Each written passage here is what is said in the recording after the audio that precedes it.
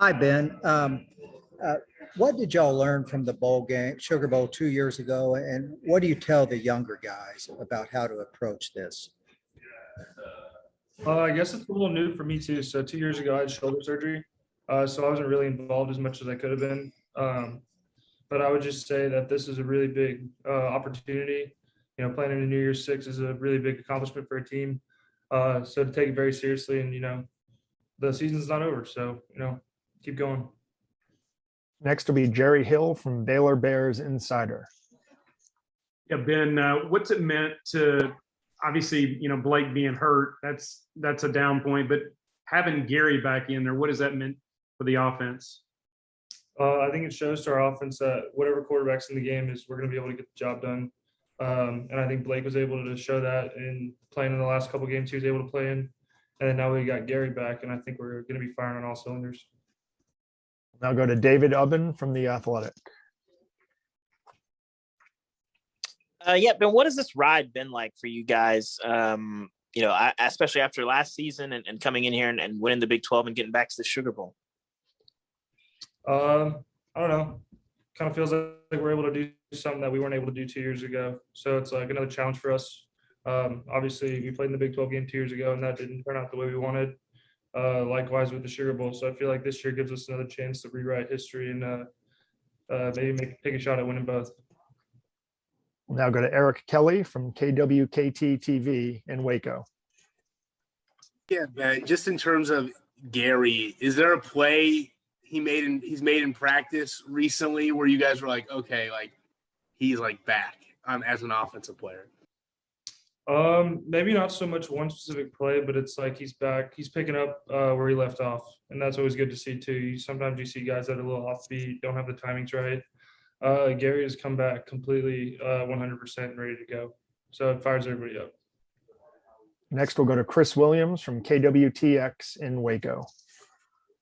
And obviously, we've seen you catch touchdown passes all year, but you also spent a lot of time in the trenches right there with the offensive line. Can you just kind of give us some insight into that group? How tight-knit are they? How much pride do they have? And how were they able to have such a turnaround from last season? You talking about the O-line? Yeah.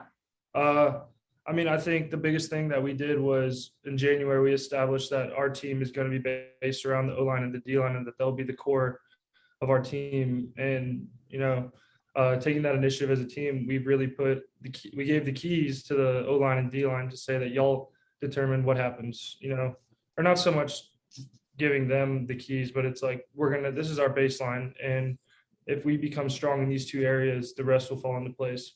So I feel like the O-line has been given a bigger responsibility and a lot more accountability. We'll now go to Sam Khan from The Athletic. Ben, I'm curious, what in your opinion has made Gary successful as a quarterback? And also, how have you two developed such a good chemistry in the passing game? What makes Gary is he's a very vocal leader.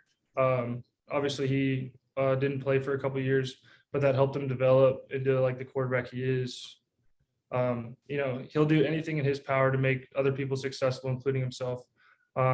So I think that Gary is a huge team guy. All he cares about is the team. He's not a selfish guy whatsoever. He puts everybody first, and you love to see that out of a leader. And then second, me and Gary came in together in 2018. So our friendship and our connectiveness has always been there. We're close friends. We talk a lot. And then him playing this year just showed how much we've been working together. Now go to Jack Allen from KXXV.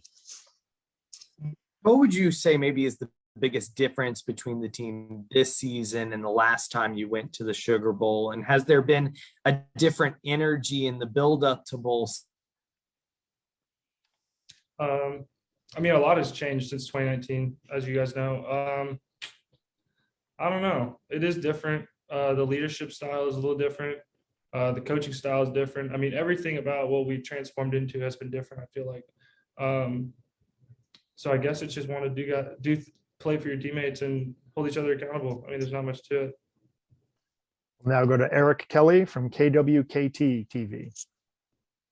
A quick question, just, having with the holidays and Coach Aranda talked about how you guys were able to go home and, you go home and I'm sure you see on TV and on Twitter games getting canceled and everything going on around you guys, just in the world as a whole.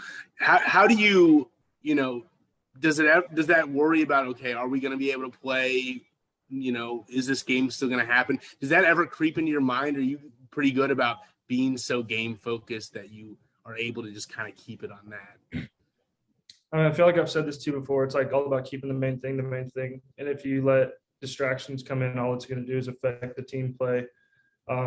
So I just think us staying focused right now, knowing we're going to play Saturday, preparing to play Saturday, and really not considering distractions, I feel like is a huge plus for a lot of our guys.